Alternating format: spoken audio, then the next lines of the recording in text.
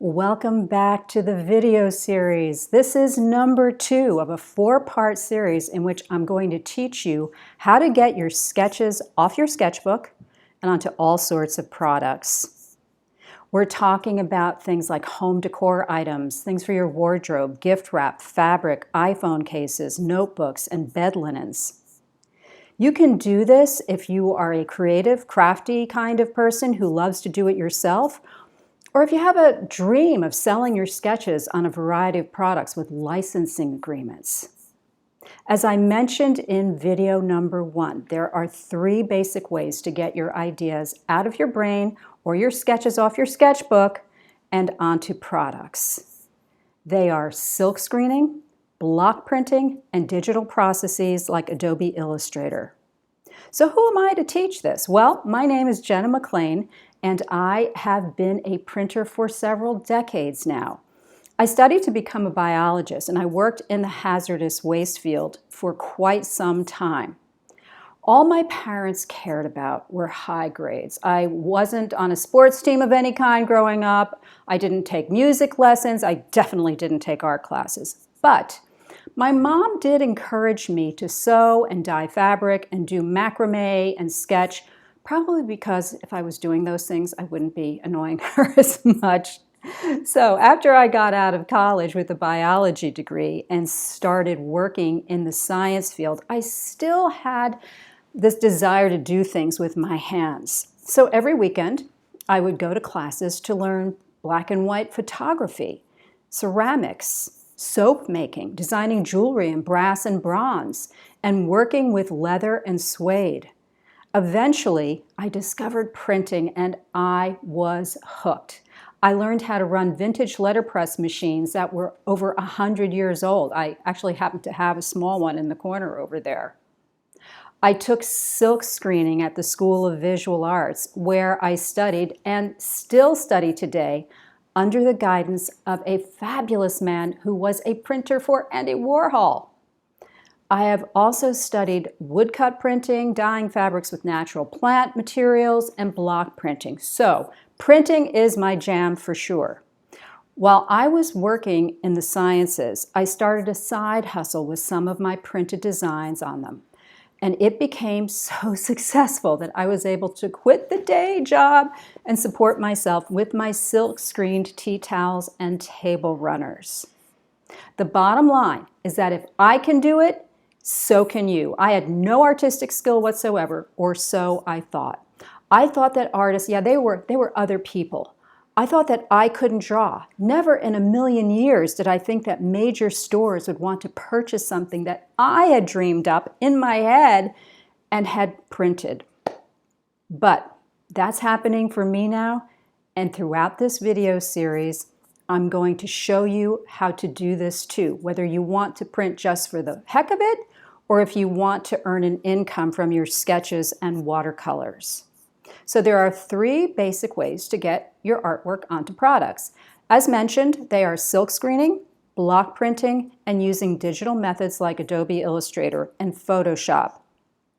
Now, you can also get creative ideas onto products via other techniques like batik and woodcut, but the 3 that I'm going to talk about in the video series are the 3 most versatile. They can help you get your doodles and sketches onto a wide variety of products. So let's talk today about silk screening. As I mentioned in the previous video, silk screening is an ancient art that comes from Asia. Hundreds of years ago, they used silk and stretched it across a wooden frame tightly and secured it. Here's a small screen that I use, one of the smallest.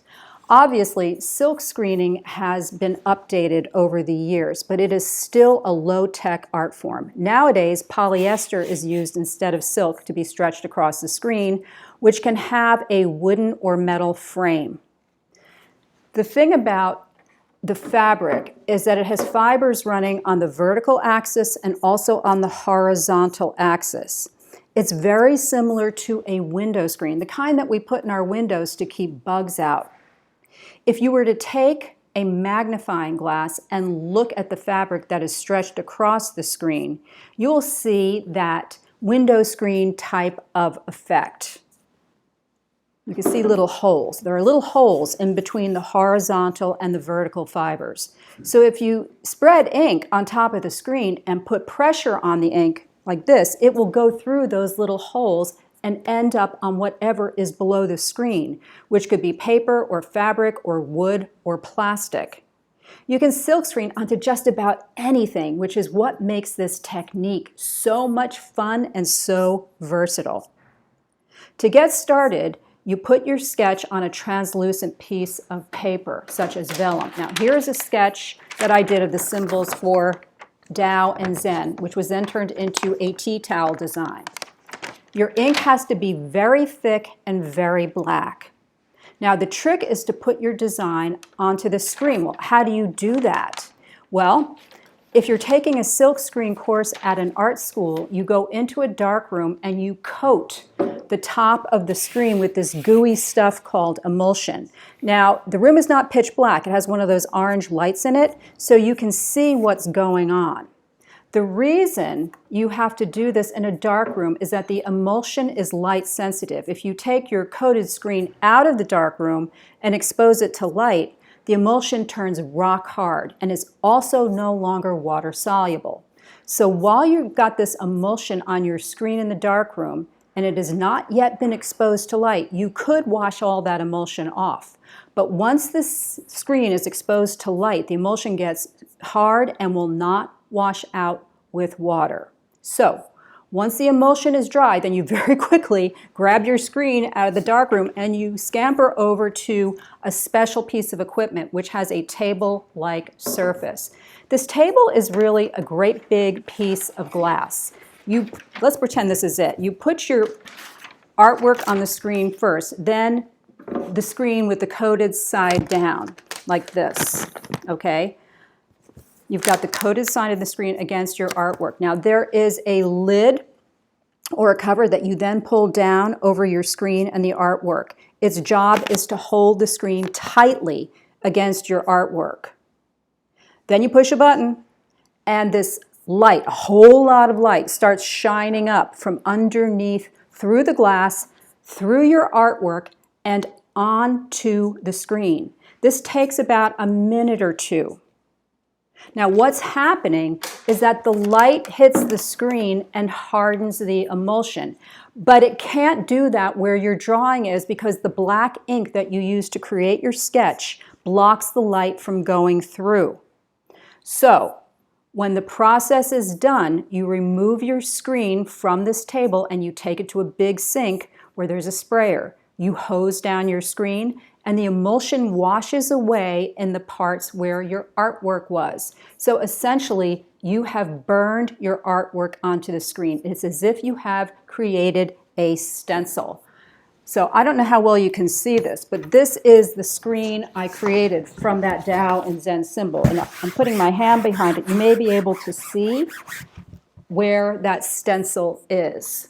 Okay, so now you can start printing with it. And you put your screen face down on top of whatever you're printing on, and you start pulling ink through. Now, obviously, the screen has to be mounted onto something so it doesn't move. So you use special clamps. You place the item that you're printing below the screen, and then you put your ink on top of the screen, and you pull it towards you with a squeegee. And I don't know what I did with my squeegee. Here it is. Okay, so you pull the ink like this with the squeegee.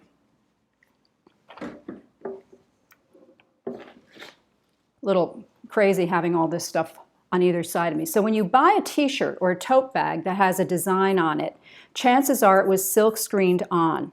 There are silk screening factories out there that have mechanized this process somewhat, so it's not all being done by hand, but it's the same essential technique. So if you want to start getting your ideas onto products, silk screening is a great technique to learn. Now, I know an artist who takes black and white photographs of pets and animals, and she puts them onto muslin, and she turns these into stuffed pillows. She sells these nationwide and has gotten orders from Target. Now, this is one that she did for me as a special favor. One of my kitties died, Jackie, and I gave her this photo of him, and she created a pillow using silkscreen that is on my bed at all times. So I still have Jackie with me. I know another woman who silkscreens her sketches onto onesies for babies and sells them through her Etsy shop. Now, she also sells them directly to stores on a wholesale basis. To make her brand stand out against everybody else out there who's doing something similar, she also silkscreens her sketches onto her packing materials like boxes and printed mailers like this, so that when her customers receive her package in the mail, they're getting a special treat. So there's so much you could do with silkscreen. So what are some of the pros and cons of silkscreening? Well, you can silkscreen onto all sorts of surfaces and products. You can silkscreen onto duvet covers, sheets, and pillows. You can silkscreen onto t-shirts, tote bags, little zippered pouches, and bolts of fabric. You can take those bolts of fabric and sew sofa cushions with them, or a dress, or clothes for your kids or grandkids. You can silkscreen on paper and create your own greeting cards or posters or art prints. But I have to be honest here. I find that learning how to silkscreen is best done in a studio or a classroom situation. I've been silkscreening for 15 years now, and there is an awful lot of technique that you need to learn and perfect. It's not something that you can easily learn in a weekend workshop or at home by yourself. Now, there are kits that you can buy online and in art stores that can help you do a screen at home, and I have purchased these. I bought one years ago which contained a small screen about this size and the emulsion. But then I had to run all over Manhattan trying to find the special light bulb needed to burn the screen. Then I was trying to burn the screen in a dark closet in my apartment. Now that said, a company called Speedball now sells a silk screening kit that contains a special LED light. The kit goes for around $109 and comes with a small screen about the same size as this one, maybe a little bit smaller. So if you want to try it at home, you can. And there is a link to the Speedball kit in the email that came with this video. However, if you want to get serious about this craft, I highly recommend that you sign up for a class at your local community or art studio.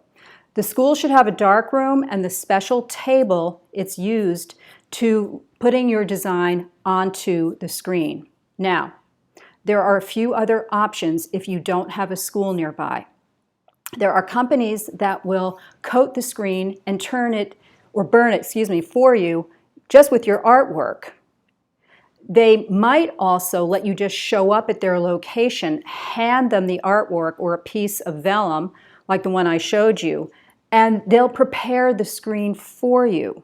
They coat it with emulsion in their darkroom and turn the artwork into the screen. They wash it out, and then you just go home and print at home. You can set up a silk screening area at home, which is what I've done. And in the email with this video, there are going to be some photos of what my silkscreen studio looks like at home. So you need a very sturdy table that is not going to move. Then you need to buy these special clamps to hold down the screen. They're not expensive. And so you mount them onto something. I have them on a big piece of fiberboard, and then I put the fiberboard on top of a table that I don't want to trash. And I hold the fiberboard down with C-clamps.